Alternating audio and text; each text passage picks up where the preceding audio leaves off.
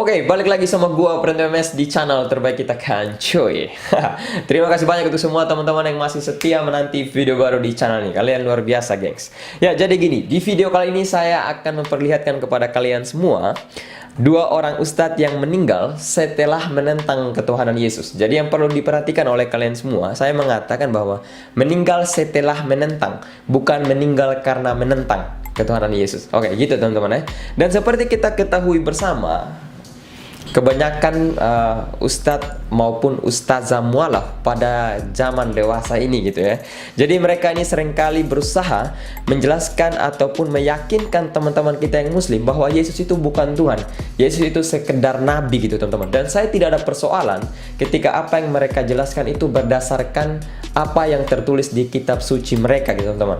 Tidak ada persoalan. Tetapi menjadi masalah untuk saya ketika mereka berusaha mengatakan bahwa Yesus itu bukan Tuhan, lalu yang menjadi landasan mereka itu adalah ayat-ayat Alkitab yang sebenarnya tafsirannya itu dipaksakan oleh mereka untuk mendukung argumen mereka gitu teman-teman. Nah, itu yang sangat-sangat tidak saya setujui gitu teman-teman, dan saya pun tidak menyukai hal itu. Karena apa?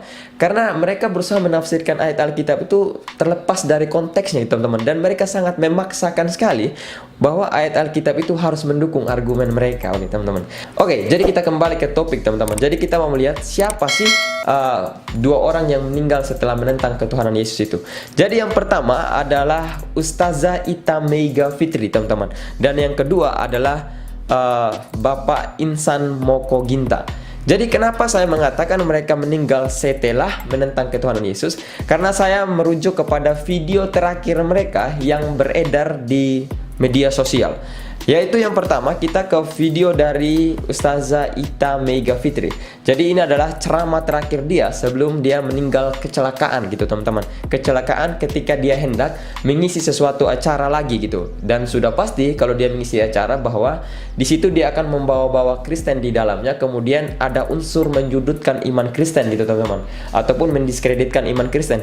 Begitu juga dengan seorang kristolog Insan Moko Ginta, yang di setiap ceramahnya dia berusaha meyakinkan beberapa teman-teman kita yang muslim ataupun anak-anak pesantren bagaimana sih cara menentang ketuhanan Yesus itu, bagaimana sih cara membuktikan bahwa Yesus itu hanya sekedar nabi, Yesus itu hanya utusan, Yesus itu bukan Tuhan. Nah, itu yang berusaha diajarkan oleh Insan Moko Ginta pada video terakhir dia, dan bisa kita simpulkan bahwa video terakhir ini pun dia seolah-olah seperti menentang ketuhanan Yesus. Lah, bagaimana dengan Ita Meiga?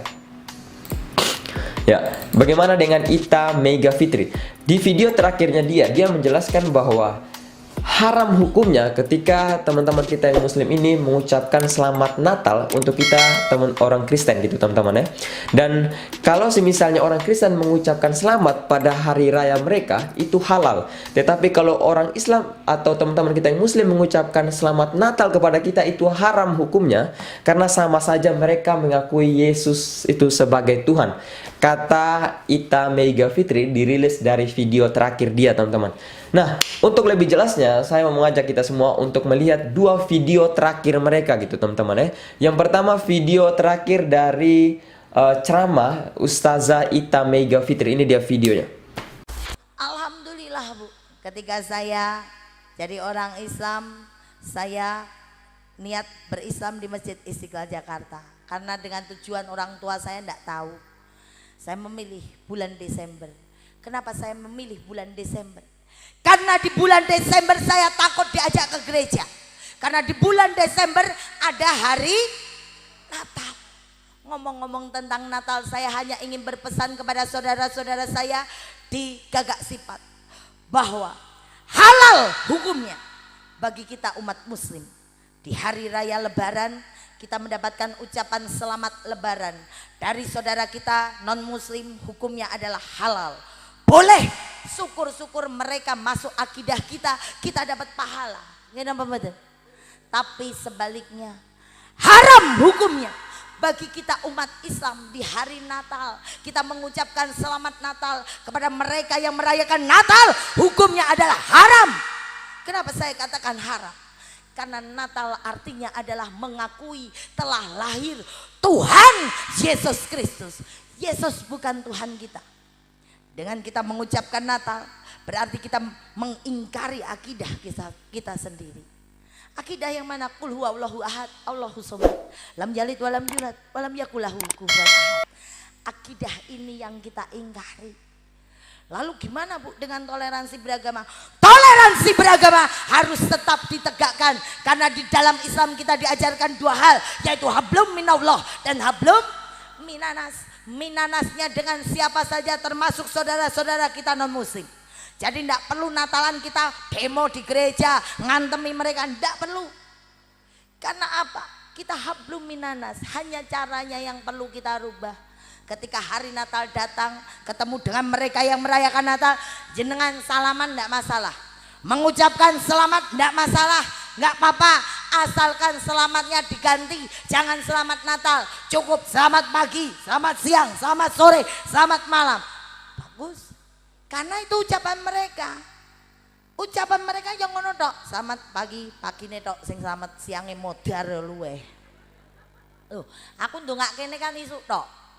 Tapi ucapan salam yang paling luar biasa adalah ucapan salamnya orang Islam. Assalamualaikum warahmatullahi wabarakatuh. Pagi, siang, sore, malam tekan isuk ditungake selamat terus. Allahumma. Bangga mboten dadi wong Islam? Bangga. Ketika saya dalam perjalanan Yogyakarta menuju ke Jakarta untuk pengislaman, saya ditemani satu orang saksi untuk pesyahadatan saya. Di tengah jalan saksi saya bilang begini, "Eta, kowe sang sapu tangan apa tisu?" Saya tanya, "Buat apa?" "Nanti kamu kalau ngucap syahadat kowe iki bakal nangis." Saya jawab, "Belegedes." Saya enggak percaya. Mosok ngucap syahadat kok iso nangis, gak percaya aku. Tapi subhanallah Bu, ketika saya sampai di Masjid Istiqlal Jakarta, saya baru mengucapkan di hadapan takminnya asyhadu alla ilaha illallah. Saya langsung mimpi-mimpi, nangis, beker-beker 15 menit lamanya. Sampai takmirnya bilang, "Dah Bu Ita, nangisnya ditutupkan dulu saja, nanti saya tak kembali setelah pesan-pesan berikut." Begitu saya selesai nangis, saya kembali datang kepada takmirnya, saya siap mengucapkan 2 kalimat syahadat. Lancar saya mengucapkan 2 kalimat syahadat. Setelah selesai saya mengucapkan 2 kalimat syahadat, apa yang terjadi Bu? Saya sujud syukur. Di dalam sujud syukur saya mengingat semua dosa-dosa saya ketika saya mengajak orang tua saya masuk ke gereja, mengajak adik-adik saya masuk ke dalam gereja, bahkan saya memaksa pembantu-pembantu saya untuk masuk ke dalam gereja. Sejak saat itu saya berjanji kepada Allah, "Ya Allah, mulai hari ini ya Allah, saya siap berdakwah kemana-mana, mengatakan hak yang hak dan batil itu yang batil, tanpa saya takut rintangan dan halangan suatu apapun." Alhamdulillah, tanggal 20 Desember tahun 2008 saya diberikan surat keterangan memeluk agama Islam yang dikeluarkan dari Masjid Istiqlal Jakarta. Ini bukti bahwa saya bukan penyusup di sini. Saya katakan bahwa saya adalah Islam luar dalam. Saya ngerti jerone ya bojoku tok. Nggih. Bahkan saya adalah anggota ISIS, istri solehah idaman suami. Alhamdulillah, ketika saya jadi orang Islam, saya tahu bahwa orang Islam punya kewajiban. Nggih napa mboten? Kewajiban orang Islam apa Bu? Salat. Oleh-oleh Isra Mi'raj ki lho, salat. Saya jadi orang Islam pertama kali, ini saya ndak ngerti bagaimana bacaannya orang sholat, aku orang mudeng karena hanya ada 2 doa yang saya bisa. 1 syahadat, 2 al-fatihah. Liane donga aku gak mudeng. Apa yang saya lakukan? Saya lari ke masjid, cari imam, cari kiai. Tapi ternyata masjid beda dengan gereja. Kalau di dalam gereja 24 hour, ngerti gak? Kakak sifat gak iso bahasa Inggris. 24 jam, 24 jam pastor, pendeta, romo standby di dalam gereja menunggu umatnya datang. Sif-sifan gantian. Tapi ternyata di masjid itu beda. Angger bar salat rampung, zikir rampung, kiai bali dhewe, jamaah bali dhewe, masjid ditinggal kosong melompong gak ono wong. Betul? Aku tingak-tinguk gak ketemu imam. Ya, itu tadi adalah video dari Ustazah Ita Mega Fitri. Sekarang kita beralih ke video terakhir, ceramah terakhir dari almarhum Insan Moko Ginta sebelum dia berpulang. Ini dia videonya. Kemudian Allah akan selamatkan orang-orang yang bertakwa itu tidak dimuat. Tapi ketika kita jawab begitu, dia bilang, ya tapi kan masuk neraka dulu. Masuk neraka nggak mau, nggak gosong dulu. Nah, gimana kita menjawab lagi? Bagaimana kita mau counter balik? Gitu? Nah, anda jawabnya gimana? Katanya dia harus pasti masuk neraka. Walaupun nanti diselamatkan, tapi masuk dulu. Nah, jawabnya gimana? Nah, itu kita harus tahu, ya. Cara menjawabnya seperti apa? Nanti kita ambil surat lain, contoh bagaimana Nabi Ibrahim ketika dibakar, Allah tidak perintah, ya api dingin menjadi dingin. Ya kan, surat Al-Anbiya 69, ya kan? Jadi bisa saja cara Allah menyelamatkan orang yang bertakwa. Apa susahnya dia perintahkan api jadi dingin kan? Nah, itu harus kita tahu cara menjawab. Kemudian mereka angkat umpamanya satu surat Az-Zukhruf. Surat Az-Zukhruf surat 43. Ya, di sana ayat 61 umpamanya contoh ya. Di sana dikatakan bahwa kata Nabi Isa, kalian harus bertakwa kepada Allah dan taat kepada Allah. Gitu kan? Lihat di ujung ayat itu Az-Zukhruf. Kita disuruh takwa kepada Allah dan taat kepadanya, pada Nabi Isa. Kenapa kita tidak taat kepada Nabi Isa? Kenapa justru kita taat kepada Nabi Muhammad? Ada 6036 ayat bisa terhafal di luar kepala, itu luar biasa. Nah, sebagai saya seorang Kristen, saya hanya ingin mengusulkan sebaiknya nanti hafal ayat-ayat Bible hanya 10-20, itu tidak banyak, tetapi itu sangat penting sekali karena nanti antum di lapangan ketemunya pasti misionaris. Hampir tidak pernah ketemu di lapangan ketemu Buddha, Hindu, Yahudi, Konfutse. Setiap dakwah nanti antum ketemu selalu misionaris, ya kan? Nah, bagaimana antum menghadapi mereka? Ya, dan antum harus tahu ayat-ayat Al-Quran mana yang sering digunakan oleh para misionaris, ya kan? Karena banyak sekali, cukup banyak ayat Al-Quran yang mereka gunakan untuk melunturkan iman orang Islam.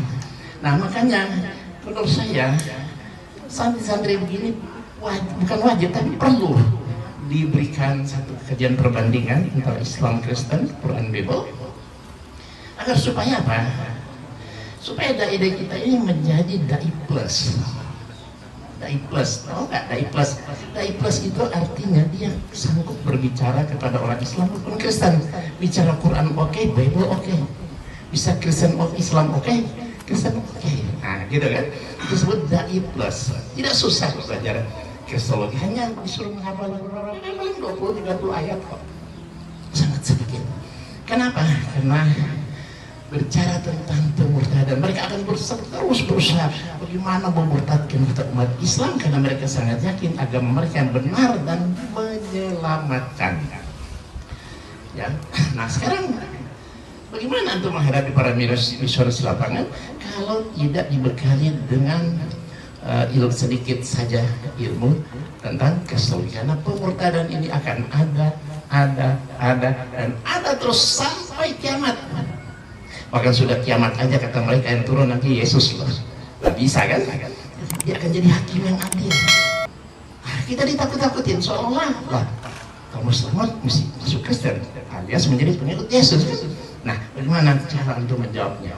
Ya, menjelaskan dan perlu menyerang balik. Nah, barangkali saya kasih contoh ya. Mereka bilang orang Islam itu semua mati pasti masuk neraka kok. Berapa kita beragama Islam mati jamin pasti masuk neraka. Diangkat surat Maryam ayat 71, ya kan? Lihat surat Maryam 71 bahwa kita semua pasti mendatangi neraka itu. Karena itu sudah ketetapan Allah ya. Sekarang bagaimana kita menjawabnya? Kita semua mati jangan masuk neraka. Nah, kalau kita nggak paham ya sulit kita. Ya. Kalau itu masuk Kristen, karena Kristen Yesus itu juru selamat. Kenapa justru kita taat kepada Nabi Muhammad? Aduh. Jadi orang Islam kalau awam ini jadi ragu, iya ya, ya kan? Nah, itu bagaimana kita harus tahu cara menjawabnya seperti apa. Padahal betul, ya. Betul kata Isa kita harus bertakwa kepada Allah dan taat kepadanya, itu betul. Tetapi itu hanyalah ucapan Nabi Isa alaihissalam kepada umatnya, kepada apa? Bani Israel, ya kan? Artinya apa? Pada masa itu, apabila Bani Israel tidak tunduk taat kepada Nabi Isa alaihissalam, nggak mungkin mereka selamat, ya kan? Jadi hanya ditujukan kepada Nabi Isa, apa? Bani Israel. Jadi kita harus tahu, ya. Kemudian katanya umat Islam setiap hari minta 17 kali, minimal 17 kali kan? Ihdinas siratal mustaqim, betul kan? Berarti kita belum berada pada jalan yang lurus. Padahal jalan yang lurus itu sudah Allah siapkan. Siapa? Yesus. Jadi di dalam Al-Fatihah kata ada Yesus. Nah, bagaimana menjawabnya ini? Ya kan? Nah, makanya kita perlu belajar ilmu namanya Kristologi ini untuk menambah wawasan supaya kita tidak mudah dipengaruhi, dan kita bisa ajak mereka masuk Islam, bukan kita ditarik masuk Islam. Ya demikianlah barangkali karena sudah maghrib, nanti satu saat mungkin kita kasih kajian Kristologi anak-anak begini supaya mereka punya wawasan menjadi dai plus. Demikianlah. Assalamualaikum warahmatullahi wabarakatuh. Oke teman-teman, itu dia video terakhir dari almarhum Insan Moko Ginta. Jadi kita sudah melihat dua video dari dua mualaf yang telah berpulang setelah menentang ketuhanan Yesus, teman-teman semua. Oke, jadi mungkin video ini cukup sampai di sini, dan semoga informasi ini dapat bermanfaat untuk teman-teman semua, dan sampai jumpa di video kita selanjutnya.